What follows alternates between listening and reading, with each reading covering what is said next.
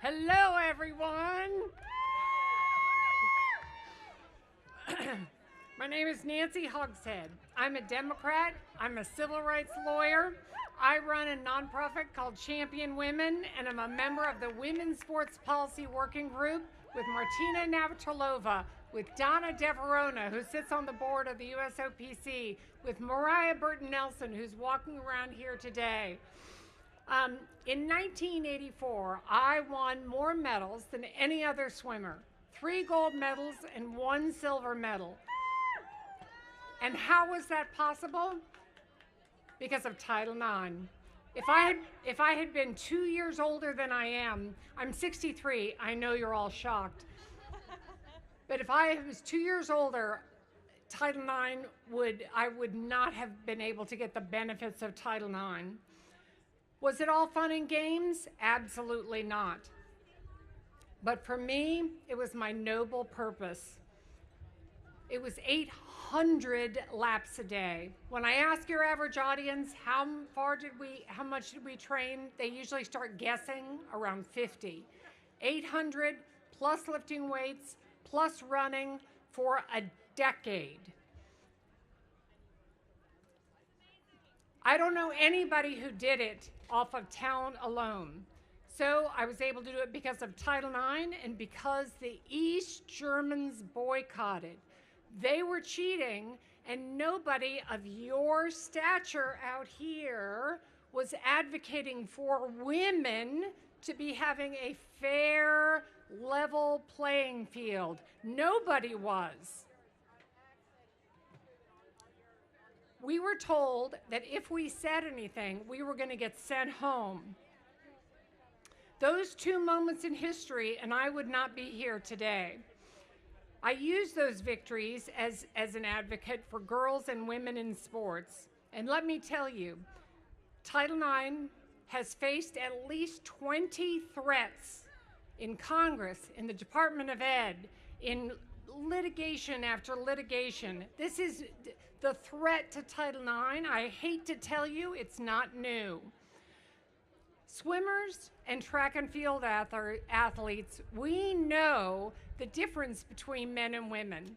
Unlike other sports like soccer or softball, or where they're not head to head, we are in the same pool with the same coach and the same facilities. We go to the same meets, first the women and then the men.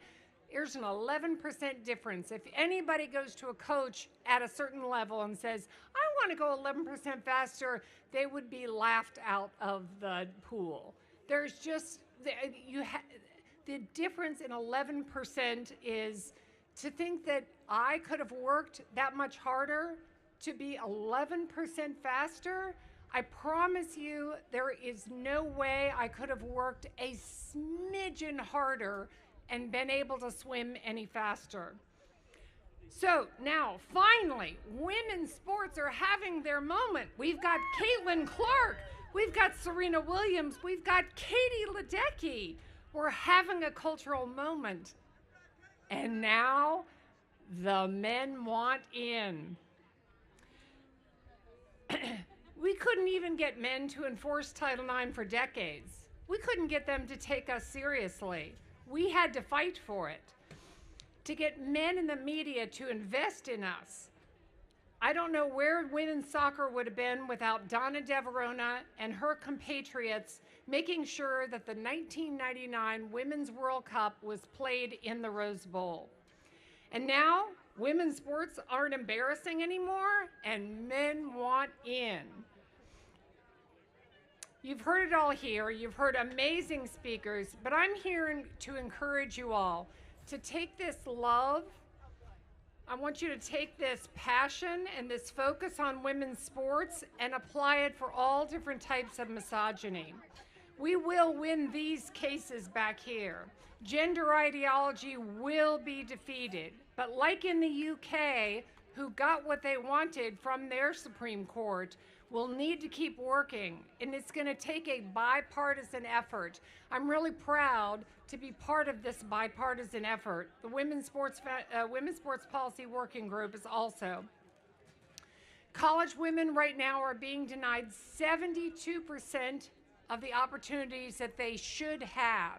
The enforcement on the legal rights that we currently have are not being enforced. Not the Department of Education, not, you're depending on kids to be able to do this. Women are missing out on 50% of the college scholarship dollars. I want you all to take this love, this support, and working across the aisle, bipartisan, to support us, to support women's sports. Even if you aren't an athlete, even if you don't have a kid that's in sports, we know what sports does for girls writ large. They are leaders, they do better in school, they are more likely to be in the workforce, they have healthier pregnancies, they are healthier for the rest of their lives. These are impossible to learn these skills in math class or any place else. This is another noble purpose that we are all a part of. Women's sports are life-changing. Please keep working for women. Thank you all very much.